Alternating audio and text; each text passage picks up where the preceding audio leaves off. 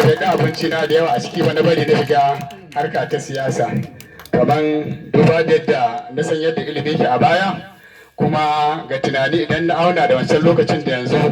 sai ga kusan bambancin har yanzu dai a bayyana ike. Ina so tabbatar muku da cewa kan cewar duba da niyyata da bukata ta da tunanina na ga cewa na inganta harkar ilimi na garma maudu'i.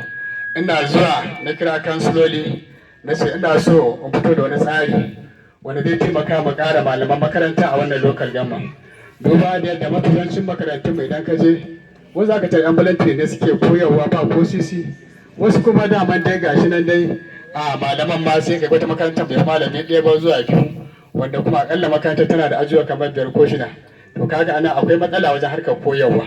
wanda ta sa na ɗaya yara guda 29 na ɗauki nauyinsu na kai su a Taremi, na biya musu kuɗin registration ne alƙawarin zan rinka ba su allowance duk wata, kuma sai sun yi shekara 3 ɗin nan zan ci gaba da biya har zuwa shekara 3 da za su yi suna karatun NC ɗin nan, wanda in sun dawo za su zo su amfani da al'ummar mu, za mu tura su makarantu domin su ƙara bunƙasa harkar koyarwa a wannan ƙaramar hukuma. Abubuwa da yamma na harkar ilimi na ci karo da su a daidai wannan lokaci da na zo na taɓa kai ziyara ko kwanan na je wata makaranta a Donkugara,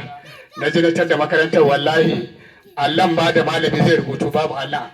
gabaki ɗaya. Na cikin yanzu wannan yare zo akwai da shi malami kuma ai shi allon shi ne wajen display na harkar koyarwa, amma gaba ɗaya ya yi kirakin gaba ɗaya bakin ma babu alama baki. Na ce ya kamata irin waɗannan makarantun idan da su a ce ana sanarwa da shi shugaban wannan ma'aikata domin a kai musallafi na gaggawa.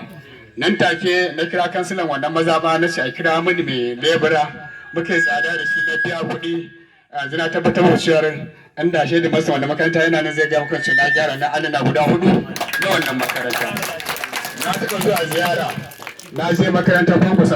Kwankwasa Primary School, na tara yara irin wannan in za su sha ruwa sai dai su yi makota su sha ruwa. Na ce wannan rijiyar da ya same ta aka ce ai somo da ya lalace gashi nan take na kirawo shugaban guda da sake ruwan sha,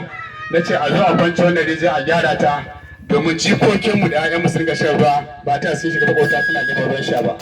A yau in ka je wannan makaranta za ka je ka tarar wannan rijiya tana ba da ruwa yara suna sha.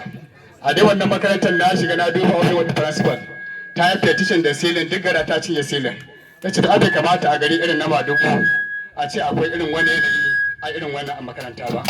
Nan take na kira lebura na ce a cire mu wannan silin a kawo bulo a mata gini da wuto da bulo. Wannan a yau inda principal ɗin tana nan gurin za ta shaida mu cewa na yi wannan aiki. Na je a SIA nan ta kwana gara, principal da tarar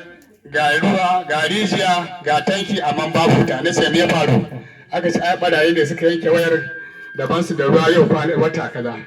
Na kira alba na ce ba ni kiyasi na abin da za mu haɗa mai da wannan waya domin yaran nan su ga wannan shan ruwa.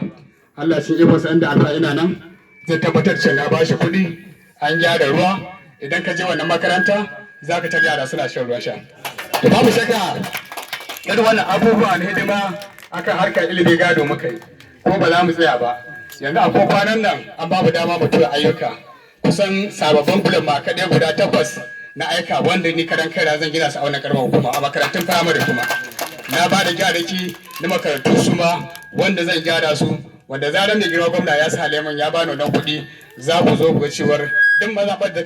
za ka tarmana waɗannan ayyuka musamman abin da shafi harkar ilimi, domin mu ilimi ba za mu yi wasa da shi ba. Kamar inda wakilin hakimi ya bayani kace duk wanda ya gan shi ya zama a cikin al'umma a wannan zamanin da muka yi ciki to fa sai ka je kai karatun nan, kuma idan baka yi ba to kullum za ka zama cikin takaici.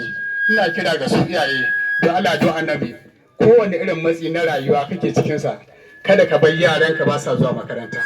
Daidai wani abin da Allah ya hore maka ka ɗauki nauyin yaranka, idan bai je ba samu yan bulala ka ɗan tsula masa ita makaranta. In za ka fita za ka yi tafiya ka kira uwarsa kai mata nasiha. Yaran nan idan muki tsakin ku da tarbiyyarsa akan harkar ilimi da sauran al'amura na rayuwa ba to da ni da ke ɗin dukkanin ba akwai haƙƙi a wajen Allah a kanmu. To da Allah don annabi a kiyaye da irin wannan abubuwa da ƙoƙarin tura yara makaranta. Yaran nan ga su ɗan aji ɗaya ne, wataƙila a cikinsu akwai ciyaman ɗin marubunan gaba, wataƙila a cikinsu akwai gwamna a jihar Kano a nan gaba babu irin matsayi na rayuwa wanda Allah shi kaɗai san kaddarar da waɗannan yara amma na fata duk abin da za su zama a rayuwa a ce da silan mu Allah ya ɗaukake su suka samu wannan nasara wanda ko da bayan mu abin da suka yi da alheri ko da muna kwanci a kabari ne zai zo ta da mu so mai kira ga iyaye to Allah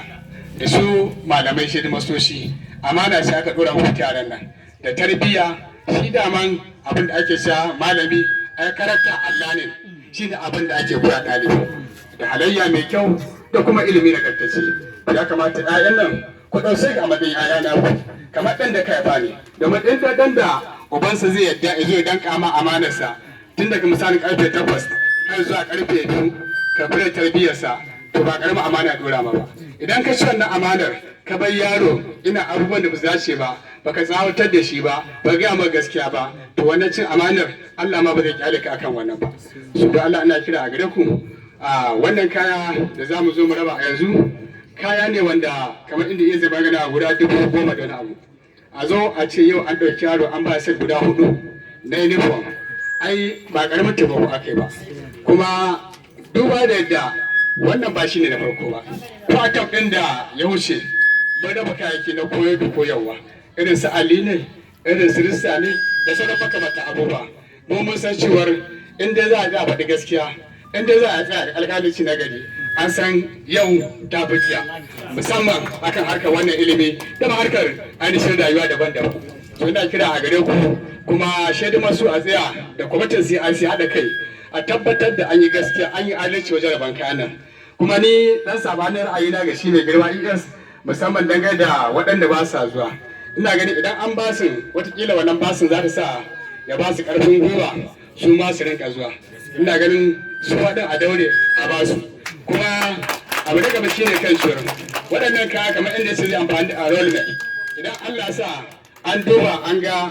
duk wanda ya kamata a bashi dan aji daya an bashi kuma muna da ragowa